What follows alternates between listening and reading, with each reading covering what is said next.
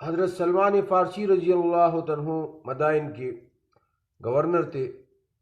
سلمان فارسی رضی اللہ عنہ اپنی رعایا کی دیکھ بھال کے لیے بازاروں میں گشت کرتے تھے، لیکن سلمان فارسی رضی اللہ عنہ کے بدن پر پوشاک پیشاور آدمی جیسا ہوتا تھا، جس سے لوگوں کو اندازہ ہوتا تھا کہ یہ کوئی مزدور ہے جو مزدوری کے لیے نکلا ہے۔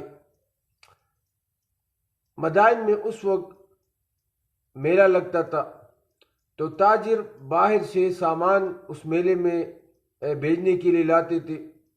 ایک دفعہ قافلے رکتے جاتے، ایک قافلہ رکا اور ان کے لیے ایک مزدور کی تلاش تھی، تو اس قافلے والوں کی نظر سلمان فارسی رضی اللہ عنہ پر پڑی۔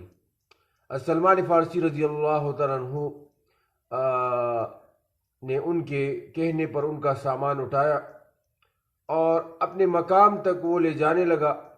راستے میں لوگوں نے جب دیکھا کہ سلمان فارسی رضی اللہ عنہ ایک تاجر کا سامان اٹھا کر لے جا رہا ہے، تو اس نے ان تاجروں سے کہا کہ یہ کیا، آپ تو مدائن کے گورنر پر سامان اٹھا رہے؟ تو وہ تاجر وہ حواس باختہ ہو گئے اور پریشان ہو گئے کہ یہ کیا ہو گیا، اور انہوں نے سلمان فارسی رضی اللہ عنہ سے معافی طلب کرنے لگی اور وہ معافی کے خواستگار ہوئے۔ سلمان فارسی رضی اللہ عنہ نے فرمایا کہ اس میں کوئی حرج نہیں کہ میں آپ کا سامان اپنے مقام تک پہنچاؤں، میں مدائن کا گورنر ہوں، لیکن میرا کام یہ آپ لوگوں کے سامان کی دیکھ بھال کرنا ہے اور آپ کے سامان کو اپنے مقام تک پہنچانا ہے۔ اگر میں نہیں کروں گا تو میں کس بات کا گورنر ہوں؟ تو میرے عزیز دوستو، سلمان فارسی حضور علیہ الصلوۃ والسلام کے صحابہ کرام میں تھے، جلیل قدر صحابی تھے، اور وہ بحیثیت گورنر اور اپنے علاقے کے سربراہ کی وہ لوگوں کی خدمت میں لگے رہتے۔